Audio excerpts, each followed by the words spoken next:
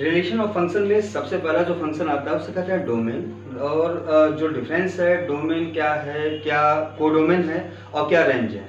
तो इन सब जो डिफरेंस हैं इन सब को समझने के लिए आज मैं संजीव कुमार जौहरी आपके पास इस नए इस चैनल जो मैथमेटिक्स चैनल है इसमें मैं आपको रिलेशन ऑफ फंक्शन के डोमेन, रेंज और कोडोमेन की पहचान करना बताऊंगा।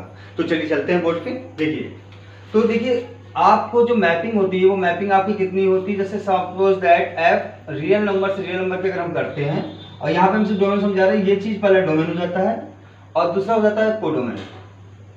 अब डोमेन क्या है, इसमें कुछ एलिमेंट्स होंगे। जैसे हमने सपोज दैट कर लिया ये ए है और सेकंड ये जो है बी मान लिया हमने। अब ए में आपका मान लिया 1 2 3 4 5 एंड 6 है।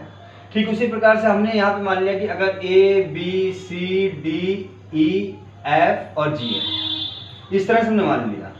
और हम सपोज दैट इसकी अगर हम मैपिंग करें, मान लिया हमने कि 1 का रिलेशन हमारा ए से है तो 2 का बी से है, ऐसे 3 का सी से है, 4 का डी से है और ये F5 का F से है और 6 का G से है। तो आप ये देख रहे हैं कि जो इधर है इस साइड के उनको हम कहते हैं डोमेन।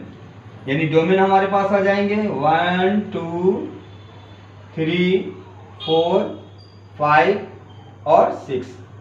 तो ये हमारे पास है डोमेन। नेक्स्ट आ जाता है कोडोमेन। कोडोमेन हो जाएंगे आपके a B C D E f and g. और जबकि आपका रेंज अगर आप निकालोगे तो रेंज क्या होता है, जो मैप हो रहा है, जो जिनको मैपिंग की जा रही है।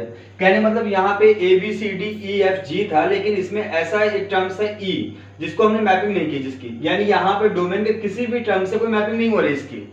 यानी 1 की अगर हम ए से कर रहे हैं, 2 की बी से कर रहे हैं, 3 की सी से कर रहे हैं, 4 की डी से, 5 की एफ से और 6 की जी से, लेकिन ई ऐसा एक टर्म है जिसकी कोई मैपिंग नहीं है। तो हम रेंज में वही सिर्फ टर्म्स, वही एलिमेंट्स लिखेंगे जिनकी मैपिंग हो रही। यानी कि हम उस बेस से कह सकते हैं ए बी सी और डी एफ एंड जी। तो ये आपकी रेंज हो गई। तो फिर से हम समझ लेते हैं कि जो ए में प्रेजेंट है वो आपका डोमेन हो गया और जो बी में प्रेजेंट है सारे के सारे एलिमेंट वो आपके कोडोमेन हो गए। और जो मैपिंग कर रहे हैं 1 की ए से, 2 की बी से, 3 की सी से, 4 की डी से, 5 की एफ से, 6 की जी से, ये आपकी रेंज कहलाएगी। यानी इस रेंज में वो टर्म्स नहीं लिखेंगे जिसकी मैपिंग नहीं हो रही, जो यहाँ पे ई प्रेजेंट है। ठीक है, अब देखते हैं इसके काइंड्स। अगर हम काइंड्स को गौर करें तो यहाँ पे यहाँ पे आता है 1 1 फंक्शन, 1 फंक्शन। अब जैसा कि नाम से क्लियर है, 1 1 फंक्शन नाम से क्लियर है। क्या कहा गया कि 1 1 यानी एक का एक से, इन हिंदी से एक एक बोलते हैं, एक का एक से। यानी कि ये आपके सामने जो बना हुआ है, जो आपके सामने फिगर दिखाई गई है, जो डोमेन और कोडोमेन को दिखाया गया, ये आपका 1 1 फंक्शन है। एक एलिमेंट का एक ही एलिमेंट से रिलेशन है। ठीक है, तो ये 1 1 हो जाएगा। और उसके बाद दूसरा आ जाता है मैनी 1 फंक्शन, मैनी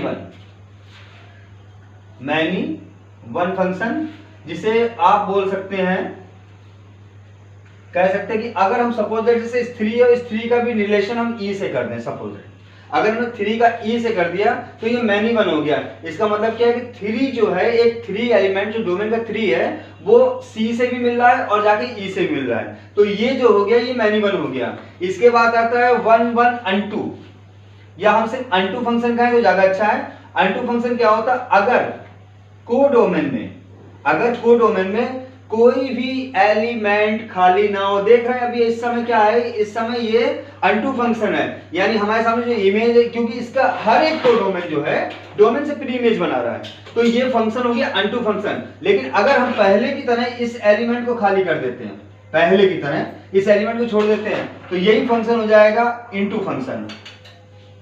ये फंक्शन हो गया इनटू। इनटू क्यों हो गया, क्योंकि आपने देखा कि इस कोडोमेन में आपका ई जो है वो कोई भी प्री इमेज इससे नहीं बना रहा है। तो आज हमने जो आपको परिचय करवाया डोमेन, कोडोमेन और रेंज का, और आप इस परिचय इसके हिसाब से इसके जो इंट्रोडक्शन दिया है इससे आप कुछ क्वेश्चन करने की कोशिश कीजिए। और फिर हम आपसे मिलते हैं अगले टॉपिक को लेकर।